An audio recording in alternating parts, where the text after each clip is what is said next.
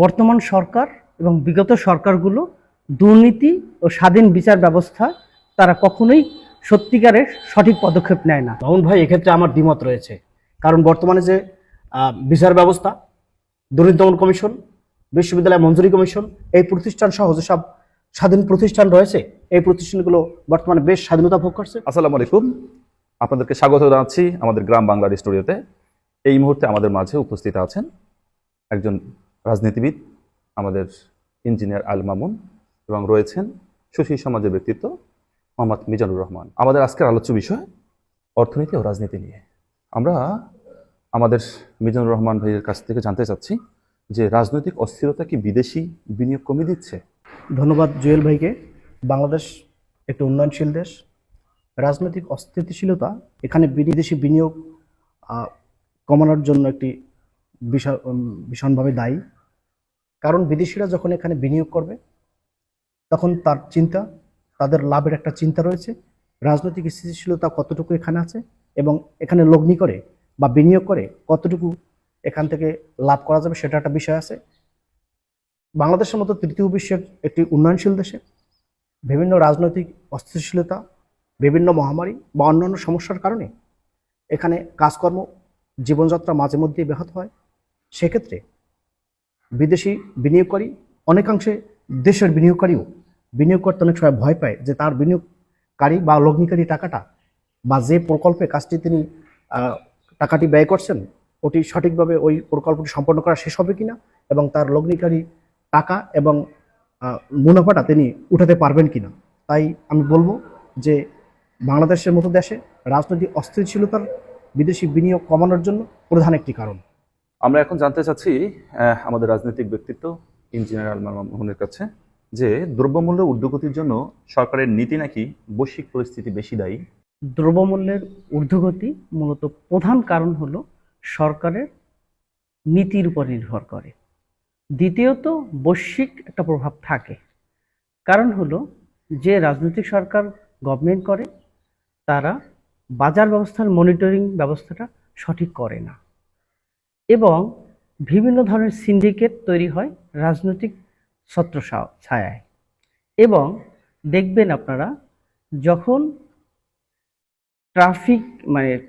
Traffic ব্যবস্থা যেরকম মাল পরিবহন করে সেগুলোতে বিভিন্ন ধরনের চাঁদাবাজি হয় এবং বিভিন্ন বিষয়ে সরকারের মনিটরিং থাকে না, যার কারণে বাজার ব্যবস্থাটা ঊর্ধ্বগতি হয়। এই জন্য সরকারের উচিত যে সঠিক মনিটরিংয়ের ব্যবস্থা করা এবং জবাবদিহিতার জায়গায় নিয়ে আসা। এটা রাজনৈতিক সরকারগুলো বিভিন্ন সময় করে না।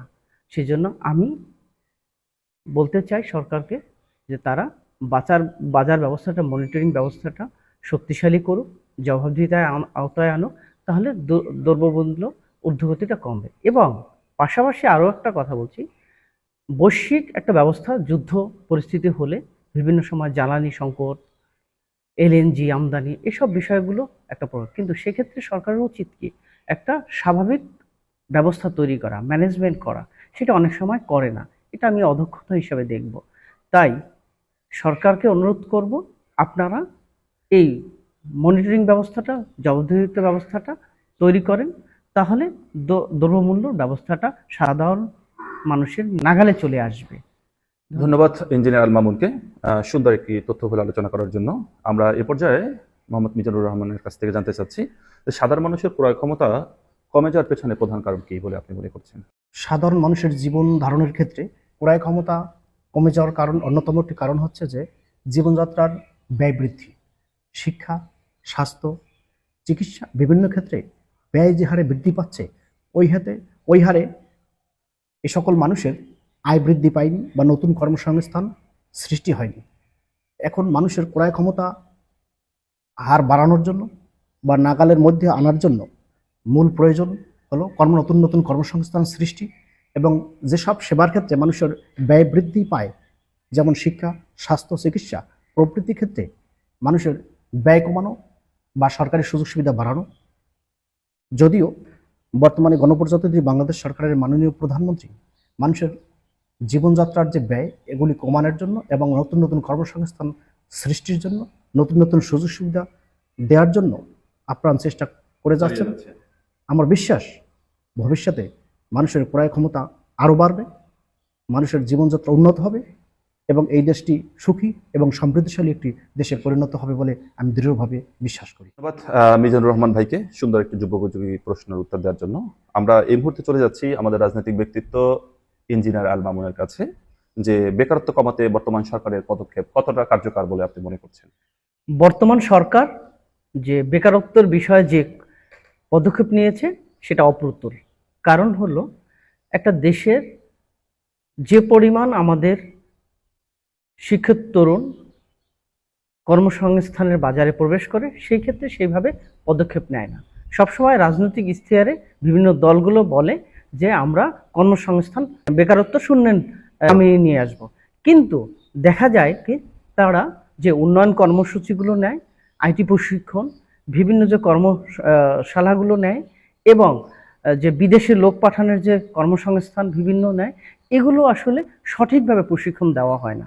কারণ যে যদি আমি একটা উদাহরণ দেই, যে আইটি সেক্টরে বিভিন্ন প্রশিক্ষণ কর্মশালা চলে, সেক্ষেত্রে যখন কর্মশালাটা চলে তখন বিভিন্ন আমলাতান্ত্রিক যে জটিলতা, যে ঘুষ বাণিজ্য, একটা কাজ নিতে হলে প্রথম দিকেই আসলে বিভিন্ন সময় আপনাকে 10 থেকে 15% বিভিন্ন সেক্টরে দিয়ে আসতে হয়।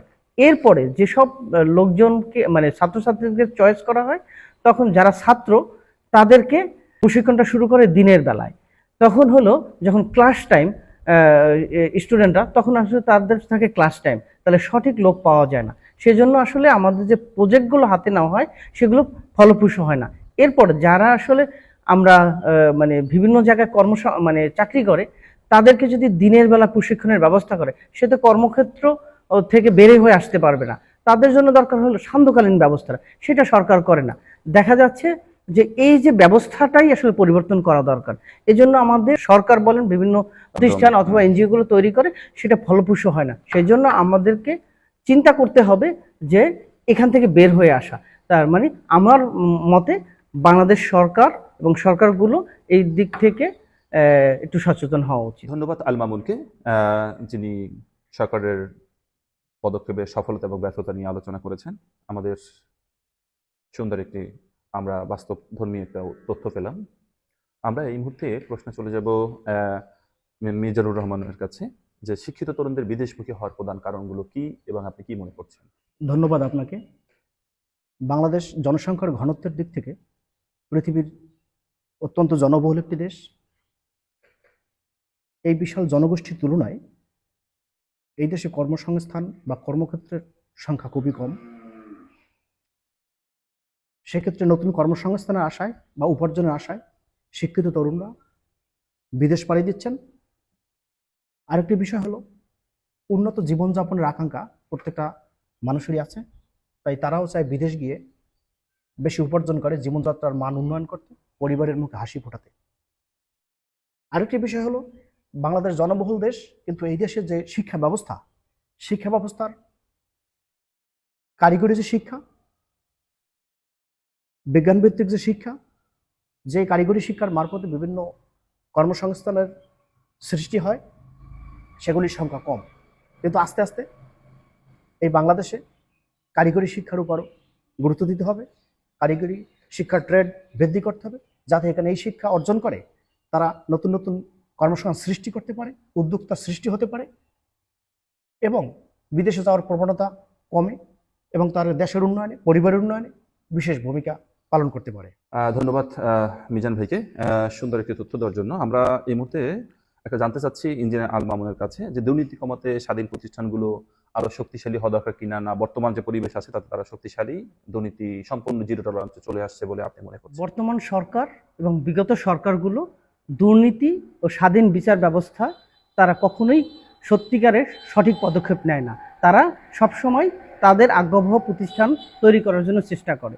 দেখবেন দুর্নীতিতে সয়লাভ। আপনি যদি দেখেন একটা সরকারি এলজিডির কাজ, উন্নয়নমূলক কাজ, সেখানে কি করতে হয়, কাজ পাইতে হলে 10% দিতে হয়, আবার বিল তোলার সময় 10% দিতে হয়। তাহলে এক্ষেত্রে দুর্নীতি দমন কমিশন কি কাজ করে? যদি বিচার ব্যবস্থার কথা বলি, দেখেন একটা মামলা যদি করি তখন 30 বছর লাগে মামলা নিষ্পত্তি হতে। আপনি যদি দেখেন পুলিশ প্রশাসনের মূল কাজ কি, বাংলাদেশে যেসব জায়গাগুলোতে মামলা আজকে ছিনতাই কতগুলো হলো, চুরি কতগুলো হলো, সেটা কমাবে। কিন্তু দেখা যাচ্ছে যে প্রতি মাসে আইন শৃঙ্খলা ব্যবস্থা দুর্নীতি প্রতি মাসে অবনতি হচ্ছে এবং প্রতিদিন বাড়তেছে। সেই জন্য স্বাধীন দুর্নীতি কমিশন, স্বাধীন বিচার ব্যবস্থা এবং স্বাধীন যে সংবাদপত্র, এই স্বাধীনতাটা বাংলাদেশ সরকার চায় না। এবং এক্ষেত্রে আমার কথা হলো যে এটা অবশ্যই সরকারের ব্যর্থতা। বর্তমান এবং বিগত সরকারগুলো দুর্নীতির প্রতি তাদের ইচ্ছা থাকে না যে তারা দুর্নীতি কমাবে। মামুন ভাই, এক্ষেত্রে আমার দ্বিমত রয়েছে। কারণ বর্তমানে যে বিচার ব্যবস্থা, দুর্নীতি দমন কমিশন, বিশ্ববিদ্যালয় মঞ্জুরি কমিশন, এই প্রতিষ্ঠান সহ যেসব স্বাধীন প্রতিষ্ঠান রয়েছে, এই প্রতিষ্ঠানগুলো বর্তমানে বেশ স্বাধীনতা ভোগ করছে। বিশেষ করে পূর্বের জরাজীর্ণ অবস্থা বাদ দিয়ে বর্তমান সরকারের 1 বছরে তারা স্বাধীনতা ভোগ করছে। হ্যাঁ, হতে পারে যে বাংলাদেশ একটা জনবহুল দেশ, হয়তো ওই সব প্রতিষ্ঠানে মানে জনশক্তি কম আছে, কিন্তু ধাপে ধাপে ক্রমান্বয়ে আস্তে আস্তে বর্তমান সরকার এগুলো বৃদ্ধি করবেন এবং যেই স্বাধীনতা আছে বর্তমানে বেশ স্বাধীনতা এই সব প্রতিষ্ঠান ভোগ করছে এবং উত্তরোত্তর এই পুরোপুরি স্বাধীনতা ভোগ করবে। এর সুফল এই জনগণ পাবে, এই দেশ পাবে এবং দেশটি একটি উন্নত দেশে পরিণত হবে বলে আমি বিশ্বাস করি। কিন্তু আপনার যে মতামত প্রদান করলেন যে এই প্রতিষ্ঠানগুলো স্বাধীন নয়, এক্ষেত্রে আমার সম্পূর্ণ দ্বিমত আছে। এই প্রতিষ্ঠানগুলো আইনগতভাবেও স্বাধীন এবং বর্তমানে স্বাধীনতা ভোগ করছে এবং এই স্বাধীনতার মাত্রা আরো বৃদ্ধি পাবে। আচ্ছা, দেখেন 5ই আগস্টের পরে আমরা এদেশে একটা সংস্কার চেয়েছিলাম। তার ফলশ্রুতিতে আমরা বিচার বিভাগ স্বাধীন সচিবালয় গঠন করলো। কিন্তু এই বর্তমান সরকার সে কি করলো, সংসদ থেকে এই অধ্যাদেশটা বাতিল করলো। এবং লাস্ট আপনি জেনে থাকবেন যে বিচার বিভাগের যে স্বাধীনতার বিচার কমিশনটা ছিল, পুলিশ কমিশনটা ছিল এবং বিভিন্ন যে কমিশনগুলো মানবাধিকার সাথে, সেগুলো তারা বিলুপ্ত করেছে। সেই জন্য আমরা এই সরকারের সদিচ্ছার অভাব আছে। না হয় যে 5ই আগস্টের পরে সবাই চেয়েছিলাম একটা সুন্দর বাংলাদেশে, সেক্ষেত্রে আমার কাছে মনে হচ্ছে যে তারা সেই জায়গায় নাই। তারা সেই স্বৈরতন্ত্র অথবা সেই কাঙ্ক্ষিত যে 71 অথবা 5ই আগস্টের বা যে আকাঙ্ক্ষা, সেটা তারা ধারণ সঠিকভাবে করছে না। সম্পূর্ণ বলবো না, তারাও এই আন্দোলনে ছিল। মামুন ভাই, এক্ষেত্রে আমার দ্বিমত রয়েছে। কারণ 5ই আগস্টের এটা ধারণ করে বর্তমান সরকার, 5ই আগস্ট ধারণ করে, 1971 ধারণ করে এবং তাদের নিয়েই কাজ করছে। এই 5ই আগস্ট উপলক্ষে যে আইনটি, সেটি কিন্তু সর্বসম্মতিক্রমে এই সংসদে পাশ হয়েছে। সেটি আপনাদের চোখ দিয়ে এটা দেখা উচিত। এবং বর্তমান প্রধানমন্ত্রী তার জীবনযাপন, জনগণের সাথে তার যে সম্পৃক্ততা, এটা কিন্তু অত্যন্ত যুগোপযোগী এবং জনসংশ্লিষ্টতা বহন করে।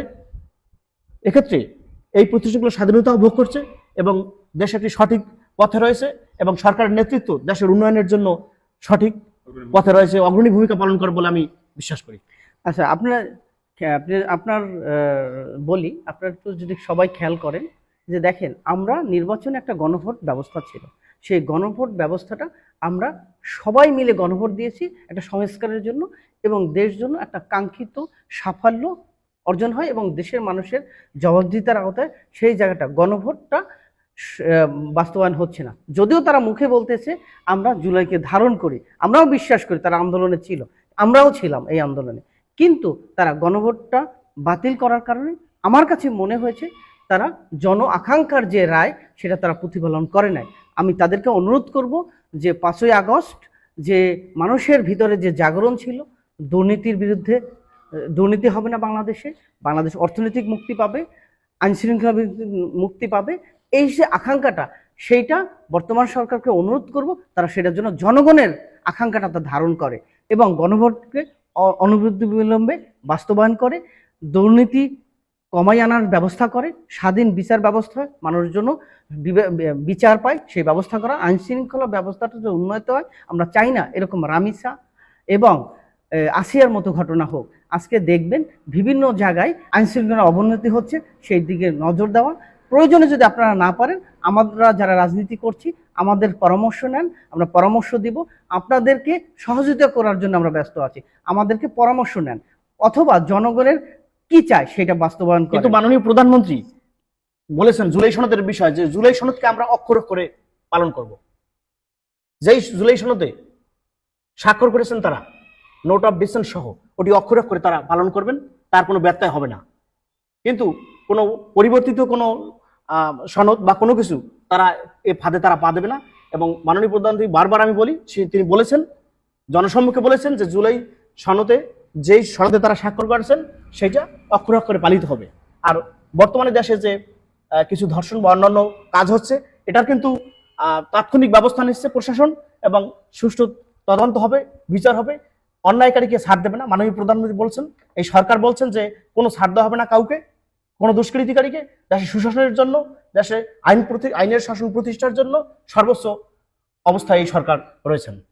আপনি জেনে থাকবেন, বর্তমান সরকারের একটা ইশতেহার ছিল দ্বিকক্ষ বিশিষ্ট সংসদ, যেটা গণভোটও ছিল, কিন্তু কেন জানি মনে হচ্ছে তারা দ্বিকক্ষ বিশিষ্ট সংসদ ব্যবস্থাটা করতে চায় না। এটা একটা জাতির সাথে, জাতিকে যখন ইশতেহার দেয়, এটা একটা ওয়াদা, এবং এটা একটা ওয়াদা এবং একটা অঙ্গীকার। সেই অঙ্গীকার থেকে তারা সরে যায়। এখন কিন্তু এটা পাশ করার দায়িত্ব কার? নির্বাচিত সংসদের, না অন্য কারো? এখন নির্বাচিত সংসদ রয়েছে, তারা যদি মনে করে দ্বিকক্ষ শাসন ব্যবস্থা বাংলাদেশের জন্য ভালো হবে, কল্যাণ বয়ে আনবে, তারা অবশ্যই পাশ করবেন। কিন্তু এটা কোনো ব্যক্তির বা কোনো অন্তর্বর্তী কারো এটা পাশ করার এখতিয়ার থাকার কথা না। কারণ জনগণের সরকার, জনগণের দেশ এবং জনগণ কর্তৃক নির্বাচিত সরকার এটি যদি মনে করে দ্বিকক্ষ বিশিষ্ট সংসদ কার্যকর এবং দেশের জন্য কল্যাণ হবে, তাহলে সেটা করবে। কিন্তু যদি তারা মনে করেন এটা আপাতত প্রয়োজন নেই, তাহলে করবেন না। এটা জনগণের কাজ, এবং জনগণ কর্তৃক নির্বাচিত যে সাংসদ, তারা এই সিদ্ধান্ত নেবে। ধন্যবাদ আমাদের দুজন অতিথিকে আজকে আমাদের গ্রাম বাংলা স্টুডিওতে আসার জন্য, এবং আমাদের তথ্যবহুল বিভিন্ন আলোচনা এবং সমালোচনা হলো। দেশের বর্তমান অর্থনৈতিক এবং রাজনৈতিক পরিবেশ নিয়ে কথা বলছিলাম। তাদেরকে আবারও স্বাগত জানাচ্ছি আমাদের স্টুডিওতে আসার জন্য। পরবর্তীতে আবারও দর্শকদের উদ্দেশ্যে আমরা আরো ভালো কিছু নিয়ে আসবো এবং ভালো তথ্যবহুল আপনাদের ইনফরমেশন আপনাদের চেষ্টা করব। তো ভালো থাকবেন, সবাইকে ধন্যবাদ। আসসালামু আলাইকুম।